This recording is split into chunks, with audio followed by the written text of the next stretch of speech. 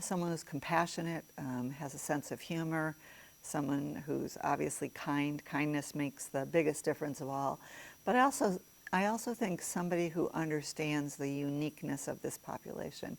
It isn't the fact, and this is what I've learned through my years of research, it isn't just the fact that somebody has a learning disability or somebody is bright. It's the nature of those two things and the interaction of those two areas. So it's the interaction of the talents and the disabilities and kind of the conflict that happens with that that causes so many challenges for 2E. So I mentioned my public school background. I mentioned that I was a teacher and a gifted coordinator, but I also have been a professor, and I've had a number of grants on. In fact, I just got a large federal grant on 2E, on students with Susan Baum and my colleagues at UConn, Joe Madaus and Nick Gelbar. We're going to be studying 2E students with autism, college-bound autism students that are also very, very bright. So it's the interaction and the nature of those things that cause problems.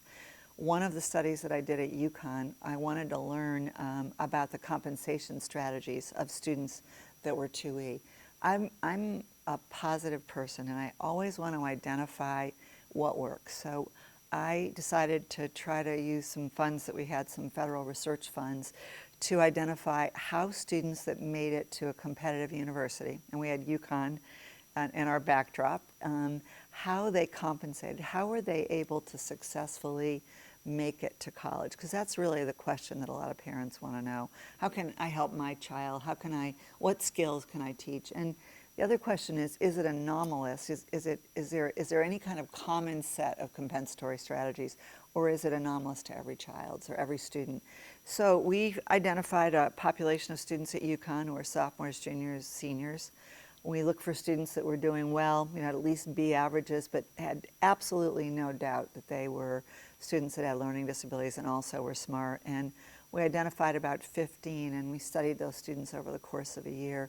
And honestly, Tom, it was the most depressing study I've done ever in my life, because in asking them about compensation strategies, what we heard was about their journey through elementary and secondary school and how many teachers were so negative to them. So, I mean, they didn't present as gifted, they didn't present as learning disabled or disabled in any way.